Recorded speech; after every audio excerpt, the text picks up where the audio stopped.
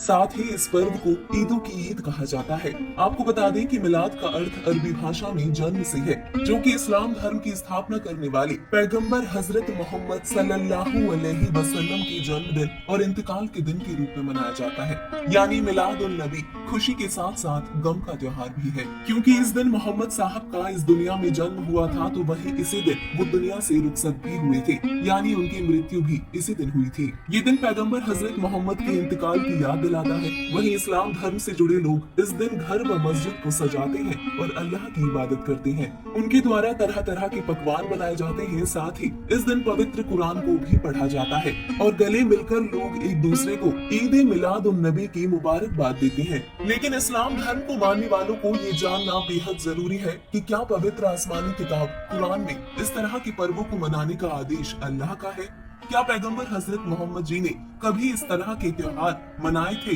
क्या एक दिन की इबादत से अल्लाह से मिलने वाला लाभ हमें प्राप्त हो सकता है? तथा वो कादर अल्लाह कौन है जिसने पूरी कायनात को 6 दिन में रचा, जो कि पवित्र कुरान शरीफ के अनुसार सबसे बड़ा अल्लाह है और वही इबादत के योग्य है। तो चलिए जानते हैं पवित्र कुरान पाक से।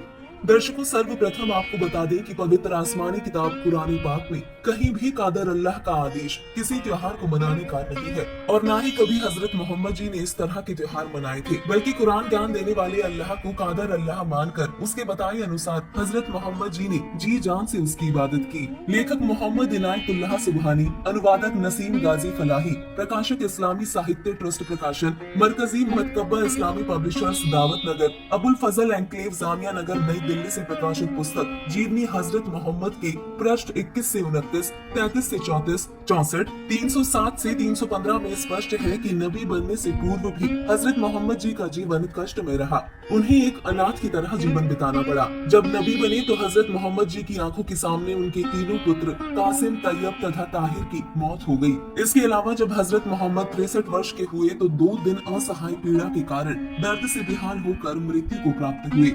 विचार करें, जिस पिता के सामने तीनों पुत्र मृत्यु को प्राप्त हो जाएं, उस पिता को आजीवन सुख हो सकता है? बिल्कुल भी नहीं हो सकता। विचार करें, जिस अल्लाह के भेजे रसूल नबी मोहम्मद जैसी पुण्य आत्मा जो कि कुरान शरीफ के अनुसार इबादत करते थे, उनके जीवन में कहर ही कहर यानी महान कष्ट रहा, तो अन्य अनुयायियों को कुरान शरीफ व मजीद में वर्णित साधना से क्या लाभ हो सकता है? दर्शकों, आपको बता दें, कुरान ज्ञान देने वाले अल्लाह द्वारा दिया भक्ति ज्ञान अधूरा है, क्योंकि कुरान का ज्ञान देने वाले अल्लाह ने पवित्र कुरान शरीफ सूरत फुरकानी 25 आयत 52 से 59, कुरान मजीद सूर अस सजदा 32 आयत नंबर 4 और कुरान मजीद सूर बकरा 2 आयत नंबर 255 में कहा है कि हे नबी मोहम्मद, जो कबीर नामक अल्लाह है उसने सर्व ब्रह्मांडों की रचना की है, वही सर्व पाप नाश करने वाला यानी पापों को क्षमा करने वाला है तथा सर्व के पूजा यानी इबादत करने योग्य है।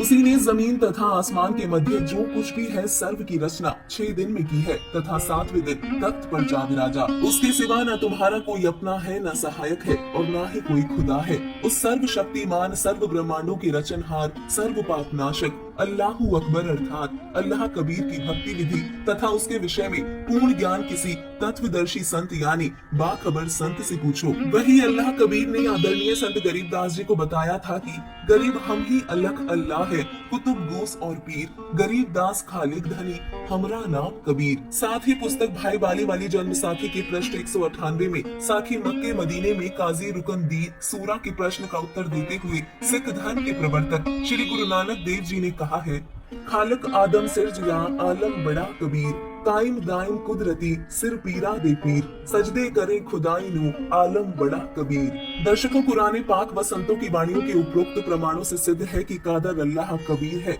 जो कि इबादत के योग्य है तथा कुरान का ज्ञान देने वाले अल्लाह को उस कादर अल्लाह कबीर का पूर्ण ज्ञान नहीं है, तो उसके द्वारा बताई गई भक्ति साधना यानी कुरान में वर्णित इबादत से पूर्ण लाभ नहीं हो सकता।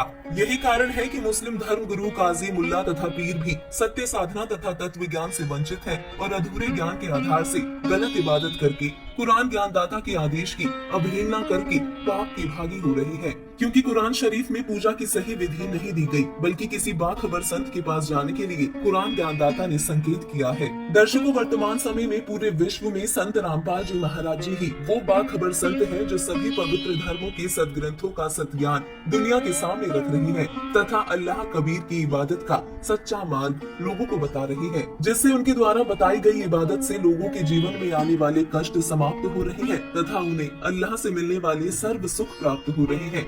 अतः मुस्लिम धर्म के सभी अनुयायियों से निवेदन है कि आप भी बिना समय गवाए बाखबर संत रामपाल जी महाराज से अल्लाह अकबर की सच्ची इबादत को प्राप्त करें और अपने मनुष्य जीवन का कल्याण करवाएं। धन्यवाद।